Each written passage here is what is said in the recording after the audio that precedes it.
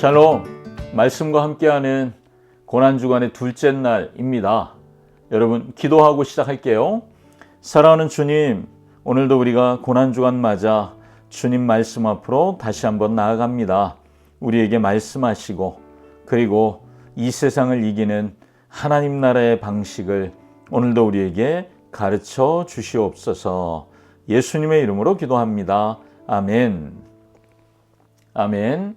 오늘은 누가복음 22장 39절부터 53절까지 말씀입니다. 말씀 듣고 오겠습니다. 예수께서 나가사 습관을 따라 감람산에 가심에 제자들도 따라갔더니 그곳에 이르러 그들에게 이르시되 유혹에 빠지지 않게 기도하라 하시고 그들을 떠나 돌 던진 만큼 가서 무릎을 꿇고 기도하여 이르시되 아버지여, 만일 아버지의 뜻이거든 이 잔을 내게서 옮기시옵소서. 그러나 내 원대로 마시옵고 아버지의 원대로 되기를 원하나이다. 천사가 하늘로부터 예수께 나타나 힘을 더하더라. 예수께서 힘쓰고 애써 더욱 간절히 기도하시니 땀이 땅에 떨어지는 핏방울같이 되더라. 기도 후에 일어나 제자들에게 가서 슬픔으로 인하여 잠든 것을 보시고 이르시되 어찌하여 자느냐? 시험에 들지 않게 일어나 기도하라. 말씀하실 때 한 무리가 오는데 12 중에 하나인 유다라 하는 자가 그들을 앞장서 와서 예수께 입을 맞추려고 가까이 하는지라. 유다야, 네가 입맞춤으로 인자를 파느냐? 하시니 그의 주위 사람들이 그 된 일을 보고 여짜오되 주여, 우리가 칼로 치리이까? 그 중에 한 사람이 대제사장의 종을 쳐 그 오른쪽 귀를 떨어뜨린지라. 예수께서 일러 이르시되 이것까지 참으라. 그 귀를 만져 낫게 하시더라. 예수께서 그 잡으러 온 대제사장들과 성전의 경비대장들과 장로들에게 이르시되 너희가 강도를 잡는 것 같이 검과 몽치를 가지고 나왔느냐? 내가 날마다 너희와 함께 성전에 있을 때 내게 손을 대지 아니하였도다. 그러나 이제는 너희 때요 어둠의 권세로다. 아멘. 39절부터 46절은 예수님이 감람산에서 기도하시는 장면이죠. 예수님이 체포되시는 밤이에요. 그런데 그 밤에도 예수님은 제자들을 데리고 습관을 쫓아 기도하러 가십니다.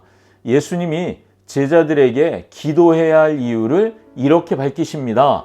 유혹에 빠지지 않게, 시험에 빠지지 않도록 기도해야 한다. 이렇게 말씀하시는 거예요. 예수님이 십자가에서 죽음을 맞이하는 시간, 이제 3일 동안 예수님이 죽음 가운데 계시잖아요. 그 시간 동안 제자들은 엄청난 혼란 속에 빠지겠죠. 그래서 그 시간을 이기는 비결이 기도다라고 말씀하고 계시는 거죠. 예수님이 기도하시는 이유는 아버지가 마시라고 하시는 그 잔을 마시기 위함입니다. 안 마실 수 있다면 마시지 않겠죠. 그렇지만 아버지의 뜻임을 알기 때문에 예수님은 기도하고 마시기로 하시죠. 사탄은 마지막 순간까지 하나님의 구원 계획을 막으려고 믿었던 제자들을 뒤흔들겠지요. 그렇지만 예수님은 아버지의 잔을 마시기로 이미 받아들이셨잖아요. 아버지의 구원 계획을 향해 나아가고 계십니다. 하지만 예수님조차도 이 일이 쉬운 일이 아니에요. 그래서 예수님이 땀이 땅에 떨어지는 핏방울 같이 되도록 기도하지 않으시고는 이 시간을 감당하실 수가 없지요. 정말 강력한 영적 전쟁이 지금 그 감람산 위에서 이루어지고 있음을 우리가 오늘 성경을 통해 보고 있습니다. 47절부터 53절은 예수님이 그 가룟 유다를 앞세운 일당들이 와서 예수님을 체포하는 그런 장면입니다. 마치 강도떼를 잡으러 오는 것처럼 검과 몽치, 무기들을 들고 왔다는 얘기예요. 그렇게 나타난 그들의 때가, 어둠의 때가 시작되는 거죠. 예수님이 습관대로 감람산에 기도하러 가셨다는 것 자체가 체포를 피하지 않으셨다는 거죠. 유다가 그리올 줄 아셨다는 거예요. 그래서 제자들이 예수님을 지키기 위해 칼을 빼들잖아요. 그리고 맞서는데 그것을 예수님이 금지시키시죠. 예수님은 지금 원수가 쳐넣은 그 덫 속으로 자발적으로 들어가고 계시는 거예요. 지금은 그들의 뜻대로 되는 것처럼 보입니다. 그들이 이기는 것처럼 보여요. 그렇지만 사실은 아버지의 뜻대로 이루어져 가고 있는 것이죠. 우리는 복음서를 읽으며 그걸 보고 있잖아요. 예수님과 제자들이 함께 기도하는 것으로 오늘 본문이 시작되죠. 자, 우리가 오늘 본문을 통해 예수님이 가르쳐 주시는 중요한 것을 배울 수가 있는데, 여러분, 예수님과 제자들이 함께 기도를 시작해요. 그런데 제자들은 잠들고 예수님은 깨어 기도하시잖아요.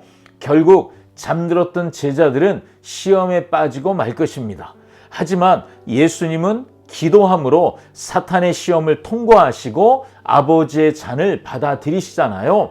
누가는 이 사건을 통해서 우리에게 예수님이 시험의 순간에 기도하신 것처럼 그걸 기억하라고 하는 거예요. 예수님이 기도하신 것처럼 제자는 어떤 사람이냐? 시험에 빠지지 않도록 기도하는 사람이어야 한다라고 말해주고 있습니다. 우리는 우리 능력과 우리의 지혜로 세상을 이길 수 없습니다. 오늘 예수님이 기도의 자리에서 어떻게 기도하셨어요?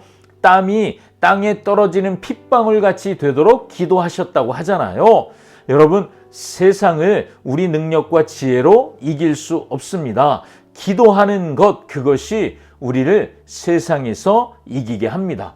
고난을 막연하게 두려워할 필요는 없습니다. 고난이라고 무서워할 필요는 없다는 거죠. 그렇지만 고난이 힘든 시간인 것은 사실이죠. 그렇기 때문에 힘든 시간인 고난이기 때문에 고난을 감당하기 위해서 기도하는 것의 모범을 오늘 예수님이 우리에게 보여주고 계신다고 믿습니다.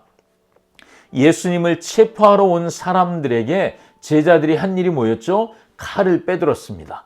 그리고 그들의 힘으로 이겨보려고 하죠. 여러분, 이것이 저는 기도하지 않은 사람이 어떻게 문제를 해결하려고 하는지 보여준다고 생각합니다. 그들은 자신의 경험, 자신의 생각을 의지합니다. 예수님은 기도하셨기 때문에 이 상황이 아버지의 뜻이 이루어지는 과정인 것을 알고 계시죠. 그래서 체포되는 것도 받아들이시는 거예요. 하지만 제자들은 기도하지 않았잖아요. 잠을 잤잖아요. 그렇기 때문에 이 상황을 받아들일 수가 없어요. 그래서 그들은 자신의 지혜와 자신의 방법으로 해결하려고 시도하는 거죠.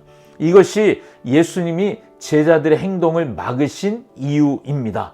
기도하지 않으니 아버지의 뜻과 어긋나는 길을 선택할 수밖에 없다는 것이죠.